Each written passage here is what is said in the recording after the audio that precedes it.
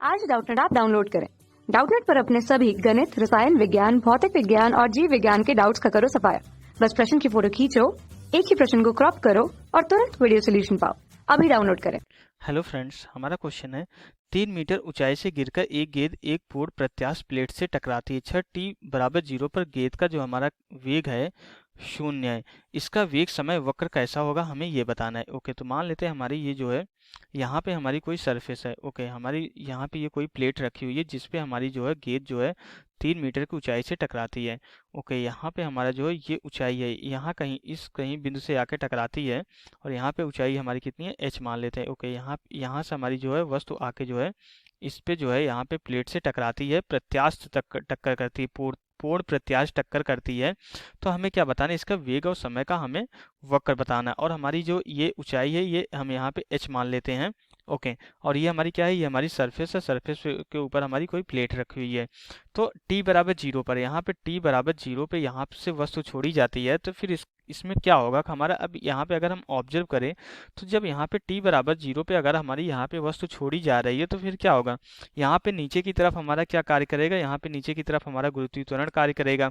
तो इसकी वजह से हमारी वस्तु के लिए जो है अभी तो वेग प्रारंभिक में 0 था, लेकिन यहाँ पे यहाँ तक आते आते वेग लगातार बढ़ता जाएगा और यहाँ पे जो है जब अर्थ पे पहुंचेगा उस समय हमारा वेग अधिकतम होगा, क्योंकि पूरी की पूरी स्थिति ऊर्जा जो है गतिज ऊर्जा में कन्वर्ट हो जाएगी। अब यहाँ पे जब पूर्णतया प्रत्यास्थ टक्कर करता है तो यहाँ पे ऊर्जा का कुछ भी हानि नहीं होगा, जितने वेग से टकराएगी उतने ही वेग से ये हमारी जो है ऊपर की दिशा में जो है यहाँ पे इसके बस वेग की डायरेक्शन बदलेगी और हमारा ऊपर की दिशा में जाएगी। जब जितने वेग से टकराई है उतने ही वेग से अगर ऊपर की दिशा में जाएगी तो यहाँ पे जितनी ऊंचाई से आके यहाँ तक गिरी थी वो टकराने के बाद सेम ऊंचाई तक हमारी जो है पहुंच जाएगी। तो ये प्रक्रिया जो है बार बार होती रहती है। अगर हमारा जो है पूर्णतः प्रत्यास्थ टक्कर हो रहा है तो यहाँ पे हमारी ऊर्जा की हानि नहीं हो रही है और ये प्रक्रिया हमारी जो है लगातार जो है अनंत समय तक हमारी जो है चलती जाती है। हमारा जो है लगातार इस तरीके से चलती जाती है। तो हमें क्या बताना, हमें इसके लिए जो है वेग और समय का ग्राफ खींचना है। तो हम इसको कैसे निकालेंगे, अब ये देखते हैं।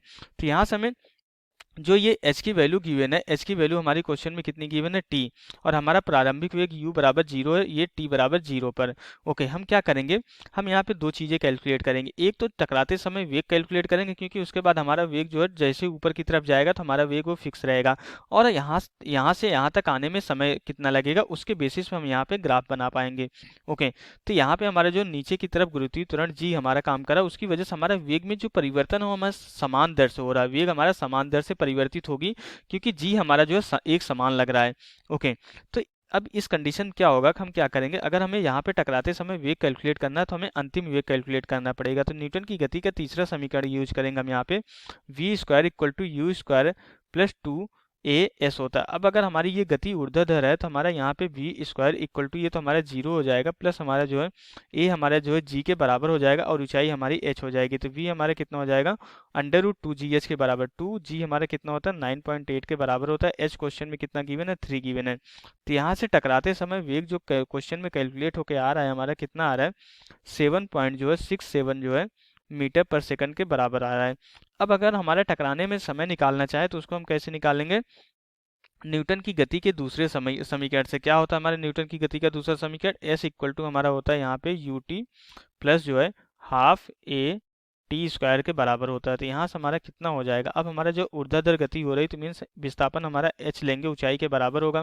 प्रारंभिक वेग 0 है तो 1/2 हो जाएगी, ये टी स्क्वायर के बराबर हो जाएगा। तो यहाँ से जो टी की वैल्यू कैलकुलेट होकर आएगी कितनी आ जाएगी, T equal to √2h divided by g के बराबर हो जाएगा। तो √2h हमारा 3 मीटर है, g हमारा 9.8 होता है। तो इसको जब सरल करेंगे तो टकराने में जो समय लगेगा उसको कितना लगेगा, 0.78 जो है सेकंड के बराबर लगेगा।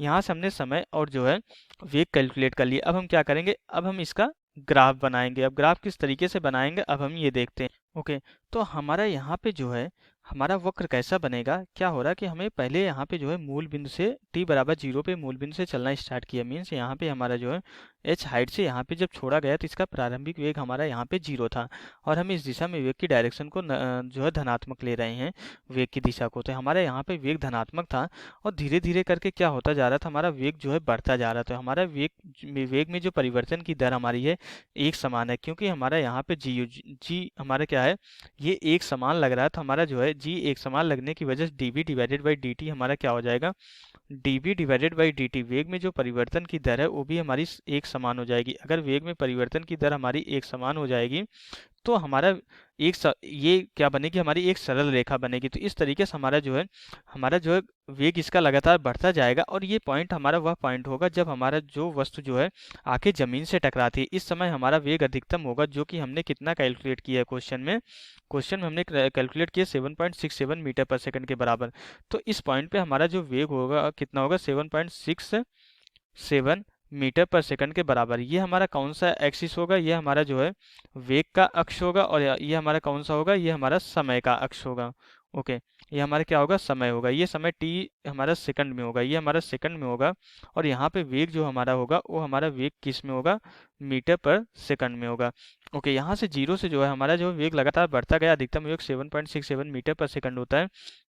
फिर टकराने के बाद अचानक से उसके वेग की डायरेक्शन जो है बदल जाती है। वेग की डायरेक्शन जब बदल जाती है तो इसलिए हम यहाँ पे ये जो है निगेटिव ले रहे हैं। और जब वेग की डायरेक्शन बदलती है तो उस समय भी हमारा वेग मैक्सिमम होता है, जो कि हमारा -7.67 मीटर पर सेकंड के बराबर होगा। तो जब इसके बाद क्या होता है कि हमारी जो है लगातार वेग कम होता चला जाता है। ये हमारा जो है निगेटिव में मैक्सिमम पे है। इसके बाद हमारा ये बता रहा है कि ये लगातार वेग जो है कम होता चला जाता है।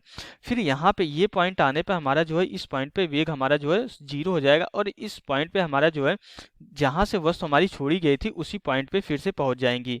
ये अगर हमारा क्या हो जाएगा, ये अगर हम इसको t समय मान ले और ये 2t मान ले तो यहाँ पे आवर्तकाल हमारा कितना हो जाएगा, इसका 2t हो जाएगा।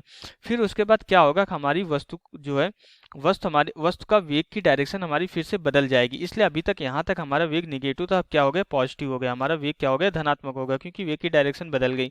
फिर से हमारा वेग लगातार बढ़ते बढ़ते मैक्सिमम बिंदु पे जाएगा, धनात्मक 7.67 मीटर पर सेकंड पे जाएगा। फिर टकराने के बाद फिर से उसके वेग की डायरेक्शन हमारी क्या हो जाएगी, बदल जाएगी। इसलिए हमने यहाँ पे निगेटिव मैक्सिमम लिया है। फिर उसके बाद धीरे धीरे करके वेग कम होता चला जाएगा और एक पॉइंट पे आके हमारा 0 हो जाएगा। तो ये ग्राफ हमारा इस तरीके से इनफाइनाइट तक हमारा क्या होता रहेगा, बनता रहेगा और ये हमारी एक तरीके से जो है आवर्ती गति करती रहेगी। ये हमारी आवर्ती गति करती रहेगी और इसका हमारा जो आवर्तकाल कितना होगा, आवर्तकाल हमारा जो है इस पॉइंट से चलना शुरू किया, इस पॉइंट पे हमारा जो है अगर हम इसको a मान ले तो इस o से a तक हमारा आवर्तकाल होगा। यहाँ पे आवर्तकाल, इस आवर्ती गति का आवर्तकाल हमारा कितना हो जाएगा, आवर्तकाल इसका हमारा कितना हो जाएगा, 2t के बराबर हो जाएगा। तो ये हमारा जो है वेग और समय का हमारा ग्राफ इस तरीके से बनेगा। तो यहाँ से हमारा क्वेश्चन कंप्लीट हो जाता है। Okay, thank you. कक्षा 6 से 12वीं से लेकर नीट, IIT, JEE वो एडवांस के लेवल तक 1 करोड़ से ज्यादा छात्रों का भरोसा। आज ही डाउनलोड करें डाउटनेट ऐप या व्हाट्सएप करें अपने सारे डाउट्स 8400 400 400 पर।